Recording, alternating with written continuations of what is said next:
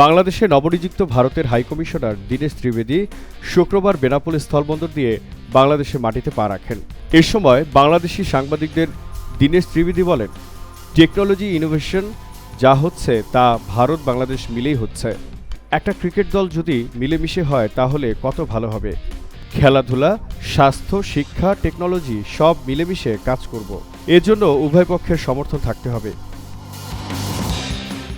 এ সময় পুশিন নিয়ে সীমান্তে উত্তাপ এবং ভ্রমণ ও বাণিজ্যে নিষেধাজ্ঞা প্রত্যাহার প্রশ্নে দীনেশ ত্রিবেদী বলেন, ভারত ও বাংলার একই আকাশ, একই বাতাস, একই যন্ত্রণা।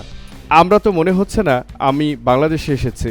ভারতের ১৪০ কোটি আর বাংলাদেশের ২০ কোটি, এই ১৬০ কোটি জনগণের জন্য যা ভালো হয় সেটাই করা হবে। দুই দেশের জন্য ভালো হয় সেই পদক্ষেপ সামনের দিনে নিব। এর আগে বৃহস্পতিবার ১১ জুন দীনেশ ত্রিবেদী কলকাতার এলগিন রোডে নেতাজি ভবন পরিদর্শন করেন। পরে সাংবাদিকদের মুখোমুখি হয়ে হাইকমিশনার হিসেবে নিজের অগ্রাধিকার প্রসঙ্গে বলেন, আমার একমাত্র অগ্রাধিকার হল বাংলাদেশ ও ভারতের জনগণের সম্পর্ক। আমরা সবাই ভাই বোন। আমি আগেই বলেছি, আমাদের অভিন্ন লক্ষ্য সীমান্ত নয়, স্বপ্ন। আর সেই স্বপ্ন অভিন্ন। একই আকাশ, একই বাতাস, একই যন্ত্রণা। তাই আমাদের পথ ভুল হওয়ার সুযোগ নেই। প্রয়োজন শুধু ভালোবাসা ও পারস্পরিক আন্তরিকতা। একটা শক্তি হলে হবে না, দুজনে মিলে যা শক্তি হবে ওইটাই আসল শক্তি। কলকাতাতেই দীনেশ ত্রিবেদীর শৈশব থেকে বড় হয়ে ওঠা। কলকাতার সেন্ট জেভিয়ার্স কলেজে পড়াশোনা আর নেতাজি ভবনের কাছেই ছিল তার বাড়ি। তাই নেতাজি ভবন পরিদর্শনের সুযোগ পাওয়ার প্রতিক্রিয়ায় তিনি বলেন, আসলে আমি নিজেকে খুব সৌভাগ্যবান মনে করি, কারণ আমি এই এলাকাতেই বড় হয়েছি। এখান থেকে প্রায় ৪০০ গজ দূরে আমি বাড়ি, যেখানে আমি শৈশব কাটিয়েছি। তাই নেতাজিকে ঘিরে যে আবেগ, তা নিয়ে আমরা বড় হয়েছি।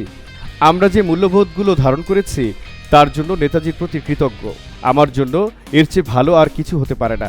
যে দায়িত্ব নেওয়ার আগে আমি নেতাজি ভবনে এসে তার থেকে প্রেরণা গ্রহণ করছি এবং গণতন্ত্রের সেই মূল্যবোধগুলো ধারণ করছি যার জন্য নেতাজি নিজের জীবন উৎসর্গ করেছিলেন।